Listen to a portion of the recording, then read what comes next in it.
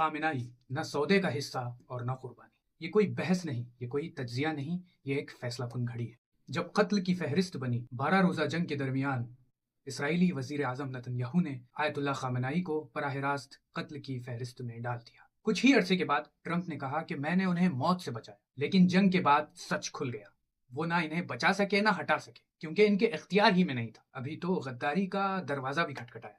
یہ بھی سامنے آیا کہ ایران کے سیاسی اور فوجی حلقوں میں یہ پیغامات بھیجے گئے کہ اپنے رہبر کا ساتھ چھوڑ دو، اپنی جان بچا لو، لیکن جواب ایک ہی تھا: انکار، خاموشی اور استقامت۔ اسی واقعے کے 6 مہینے کے بعد مدورو کو وینزویلا سے کڈنیپ کرنے کی جو پلاننگ بتائی، اس نے یہ ثابت کر دیا کہ یہ ملک کے کسی رہنما کو قتل ہی نہیں، اغوا بھی کرنا چاہتے ہیں، اس کے ساتھ ساتھ ملک کو اغوا کرنا چاہتے ہیں۔ اور ابھی تو ہدف کھل کر بتایا جا رہا ہے۔ اس بار تو ٹرمپ نے ٹویٹ کر کے بھی بتا دیا کہ ایران کو ایک نئی قیادت کی ضرورت ہے۔ اس کا کیا مطلب ہے؟ اور فارن پالیسی بھی لکھتا ہے، اسرائیل اور امریکہ سر قلم حملے کا خواب دیکھ رہے ہیں، ایسا حملہ جو آغا خامنائی اور سپاہ پاسداران کو ایک ہی حملے میں ختم کر دے۔ اسی لیے یورپ نے سپاہ پاسداران کو ٹیررسٹ گھوشت کیا، جیسے پہلے امریکہ نے ٹیررسٹ قرار دیا تھا سپاہ پاسداران کو، اور اس کے بعد سردار شہید سلیمانی کو شہید کیا گیا تھا۔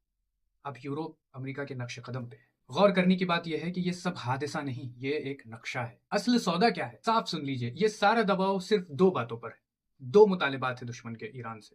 ایک یہ کہ رہبر انقلاب ایران کی نیوکلیئر خود مختاری کو چھوڑ دیں اور میزائل کی طاقتوں کو کم کر دیں، جو کہ اسرائیل کی سب سے بڑی وحشت ہے۔ دوسرا یہ کہ ایرانی قوم اپنے لیڈر اور اپنے رہبر سے دستبردار ہو جائے۔ گزشتہ برسوں کے یہ نعرے، یہ فسادات اور یہ ساری میڈیا وار اور یہ یلغار اسی چیز کی تمہید تھی۔ بس فرق یہ ہے کہ کل یہ تشدد کے انداز میں وارد ہو رہے تھے اور آج یہ ڈپلومیسی اور ایران دوستی کے پردے میں ایران کا کام تمام کرنا چاہ رہے ہیں۔ وہ ایرانیوں کو یہ بتانا چاہ رہے ہیں کہ اپنے رہبر کو بدلو اور سب ٹھیک ہو جائے گا، لیکن یہ دھوکے میں نہیں آنا چاہیے۔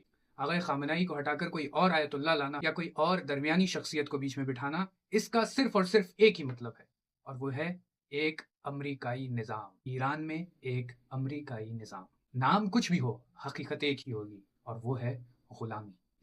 آج ایک خطرناک دوراہے پہ کھڑا کر دیا گیا ہے۔ لوگ کہتے ہیں یا ایران یا خامنائی، ویسٹ کہتا ہے یا ایران یا خامنائی۔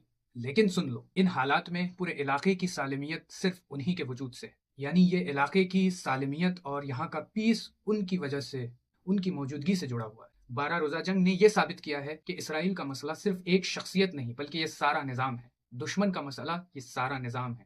یہ جو اتنا بڑا ایران ہے اور اس میں نظام ہے، اس کو دشمن تجزیہ کرنا چاہتا ہے، اس کو توڑنا چاہتا ہے، اس کو ٹکڑوں میں بانٹنا چاہتا ہے۔ ایران جو صدیوں سے استعماری تحریکوں کے خلاف ایک مرکز تھا، اور ہر بار انقلابی روحانیت ہی اس کی قیادت بنی۔ اسی لیے اب کٹھ پتلی حکومتیں بھی ناکام ہیں۔ اب آخری حربہ دشمن کا ایران کا تجزیہ ہے، ایران کو توڑنا۔ یہ جو ڈرامہ رچایا ہوا ہے پورا میڈیا میں، باقی جتنی باتیں ہو رہی ہیں اسی جرم پر پردہ ڈالنے کے لیے یہ سب کر رہے ہیں۔ آغا خامنائی ایک شخصیت نہیں بلکہ ایک سمبل ہے، سمبل آف ریسسٹنس، ایک علامت ہے، ایک نشانی ہے، ایک علم ہے۔ آج آیت اللہ خامنائی امریکہ اور اسرائیل اور استکبار جہان کے مقابلے میں ایک عظیم شخصیت ہے جو تن تنہا کھڑے ہیں۔ انہی کے وجود سے آج ایران باقی ہے۔